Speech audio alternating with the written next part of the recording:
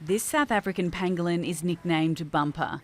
He was confiscated during an undercover operation and is one of many brought to vet Debbie English. So a lot of people, first of all, don't know they exist, and they don't really understand how endangered these little animals are.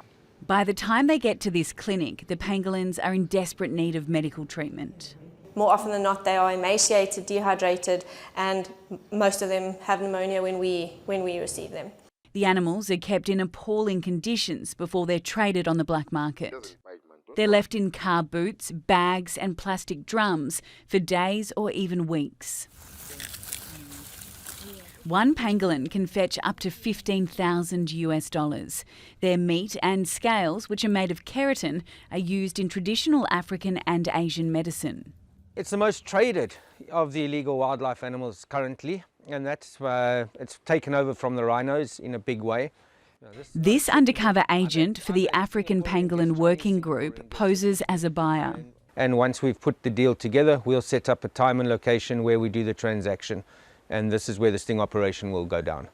Wildlife traffickers face up to 10 years in prison in South Africa. The pangolins are confiscated and taken to a rehabilitation centre at a secret location. It takes a long time medically to get them back into a position where we can release them. So some animals are here for a month and then some nearly a year. It's a labour-intensive process. The challenge with rehabilitating these animals is not just the enormous cost that's involved, but it's also the time that's required. South African pangolins won't eat in captivity, and so they need to forage for food for up to 6 hours a day.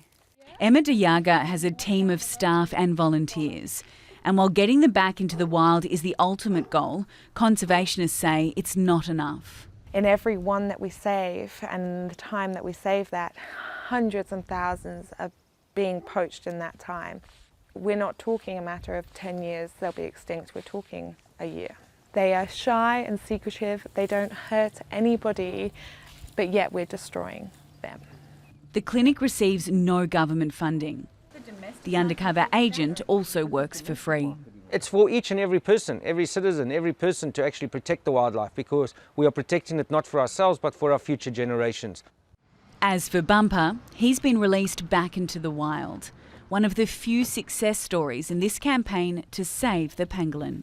Emily Angwin, Al Jazeera, Tzaneen, South Africa.